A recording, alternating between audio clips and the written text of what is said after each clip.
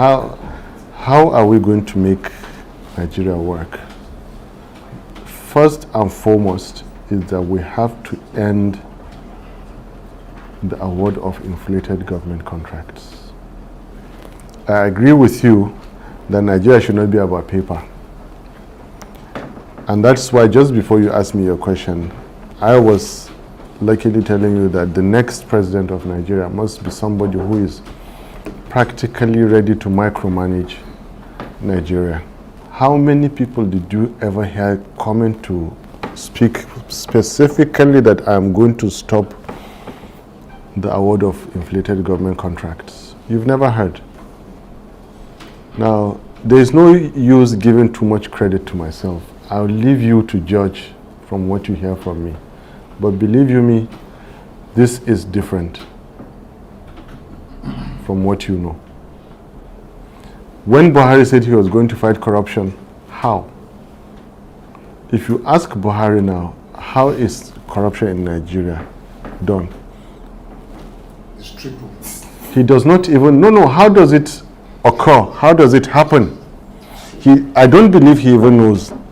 Right now, what we need in Nigeria are better builders, better mechanics, better tradesmen, and so on and so forth from the public side.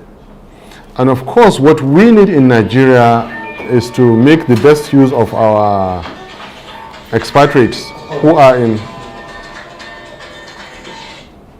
Apologies, please. The best use of our expatriates, whom you find from Cambridge, Oxford, Harvard, in every leading university in Nigeria, and I remain to be corrected, in Europe and America and Canada. Among the top 10 professors, there is a Nigerian. Among the top 10 surgeons in every hospital in Europe and America and Canada, there is a Nigerian. When I started my PhD in Westminster in 1997, the highest paid individual was not the Vice Chancellor. It was a Nigerian director of the IT, head of IT department there. They had to pay him that much to do. It is tapping from our Nigerian resources abroad, sending in technology, sending in know-how, and the rest. But if you think we should develop technologies, technology does not develop in a vacuum. What we have is a vacuum. You improve the security in Nigeria, and you attract investment in such a way that every month you have given confidence to Nigerian diaspora that they are getting between 1.5 to 2% on deposits here. Okay, Nigeria is paying you 4%, which is 100% of 2%, the best they are getting. Or you can release equity from a property you finished mortgaging at 3% and then send it to Nigeria and be getting 6% on deposit. That is 100%. This I will use to flood Nigerian banks with lendable funds. So when I told you that everything is linked to nearly everything, it's like a very complex machine. That's what I mean. And when you have Nigerian banks ready and able to lend those kind of funds, then you go back to Nigeria. If you want to set up a dental practice, for example, now that, for example, you need to begin with an initial capital outlay of 50 million. My vision for Nigeria is that you don't have to spend that 50 million. You can start with 5 million naira. You rent the office space. Instead of paying for 2 years, we would have changed the system. You sign the 2-year contract and be paying, because if your check bounces, you're in trouble. It's a criminal offense then. And then you can hire purchase everything from the dental equipment all the way to your computers, to the vehicle, to the furniture and everything. Then you have lots of people come back to Nigeria. You've made setting up businesses and running businesses a lot easier to start, and they pay the rest as they move along. And don't forget one fundamental issue. You have released more money into people's pockets. Households can now afford housing, they can afford better feeding, better clothing, better entertainment, education, and everything. And like I keep saying, my ground zero is the police constable. A police constable who is a family of two, himself and the wife, what can 100,000 naira do for him?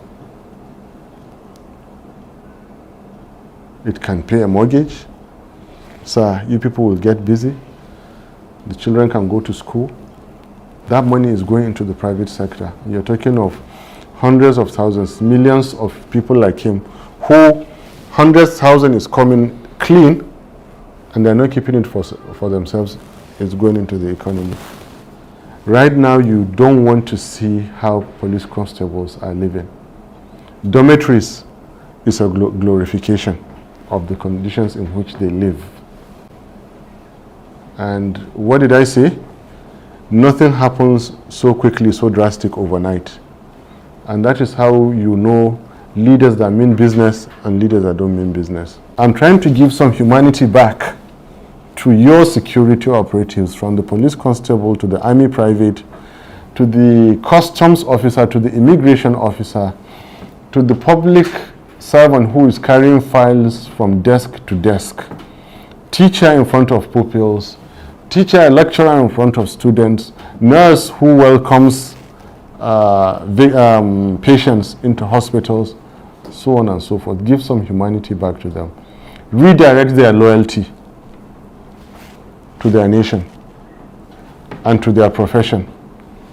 In that way, the police constable will not collect bribe 15 naira on the streets. Use heavily use technology, where we have to move away from the barbaric situation where you see an officer, not even rank and file of the police, standing in front of a car blocking the car. We have to move, give some humanity back to people. The same thing with road safety and all that. You can use technology to stop that, and very cheap also, very cheap.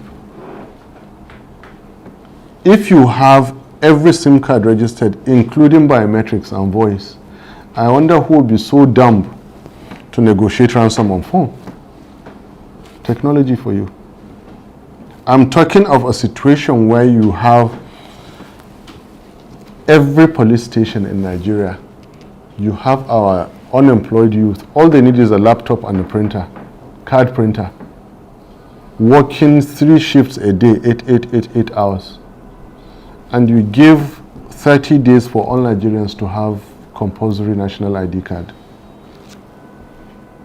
You have wiped about 1 million unemployed youth from the market, and they will continue to live decent lives. Simple use of technology. And you cannot get into public transport. You cannot go into malls or anything of that sort. You cannot go into a hotel. You cannot go into hospitals without being identified. I want you to tell me who will come out on the road from one community to go and kill others in another community when they know they're identified. Because it's simple logic. The DPO has a list of all those who are local within. So if you kill me 100 citizens in this place, it's easy. I have a data set. I know where to start working from. Right now, it's a lawless society because it's everybody for everybody. You can come out from Niger Republic, you can come out from Sudan, you can come out from anywhere, go into the middle of Nigeria, commit any crime, nothing happens. This is still the country that you can drive a car from the day you get it till the day you throw it away without number plate. Nobody cares. All these things have to be stopped, and it has to come from the top. Very simple technologies, very simple ones. It's a matter of mindset. They will be done.